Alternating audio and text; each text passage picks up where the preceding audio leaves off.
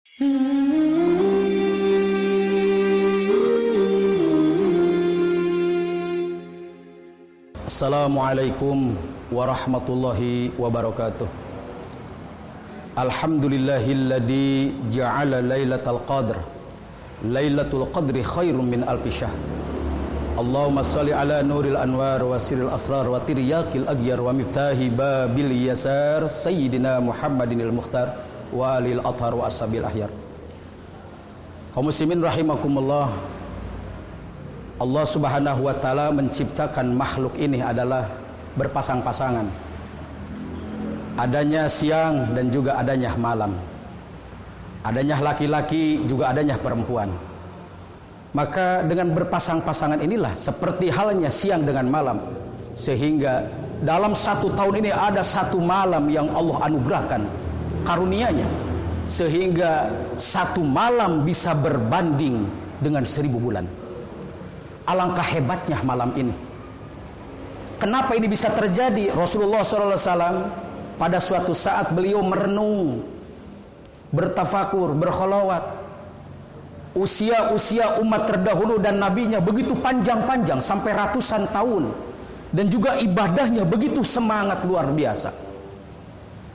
Sehingga Allah Subhanahu wa taala memberikan jawaban daripada renungan baginda Nabi kita Muhammad SAW.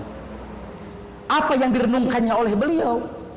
Begitu dahsyatnya ibadah tahun-tahun yang lalu umat-umat terdahulu. Apa jawaban dari Allah solusinya? Sehingga Allah berkata, Inna anzalnahu fi lailatul qadr. Wa ma adraka ma lailatul qadr. Lailatul qadri khairum min alfi syahr.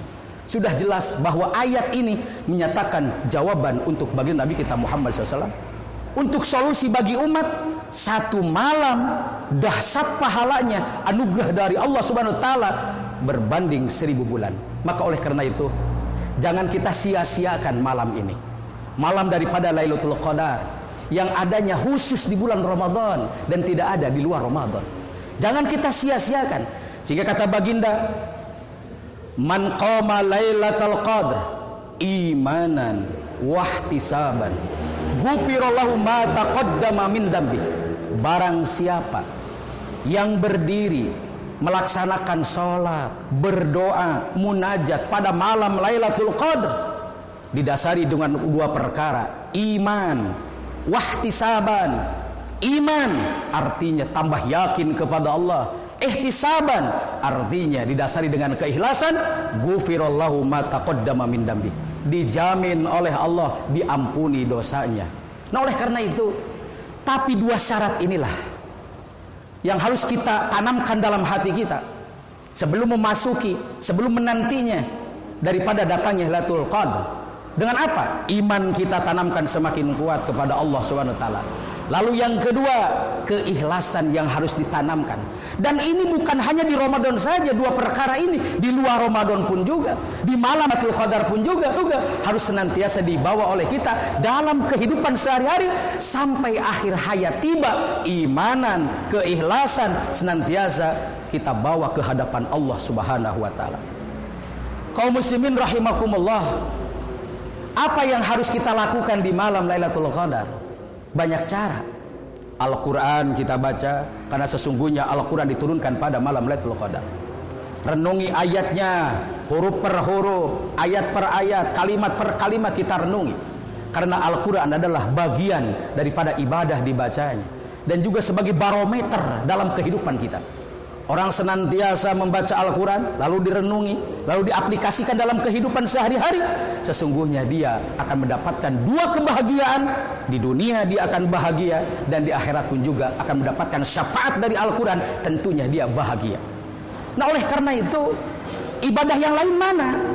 Di antaranya seperti sholat tahajud, sholat sunnah yang lainnya, sholat taubat. Apalagi bersedekah di malam-malam hari, boleh. Kita mengadakan sahur umpamanya, atau memberikan cari fakir miskin, kita berikan mereka, mudahkan mereka supaya yang tadinya tidak mampu sahur untuk makan sahur, kita mudahkan mereka. Itu juga nilai-nilai ibadah. Atau mampu kita iktikaf, merenung, kaum muslimin rahimahullah. Maka poin-poin inilah yang patut kita laksanakan di dalam kehidupan kita sehari-hari, ya, di samping keimanan kita sudah mantap, di samping keikhlasan kita sudah kuat, maka lalu kita totalitas berserah diri kepada Allah Subhanahu wa taala. Jadi jangan sampai sia-siakan malam daripada Lailatul Qadar. Jadi hebatnya malam, sampai ada sebuah peribahasa,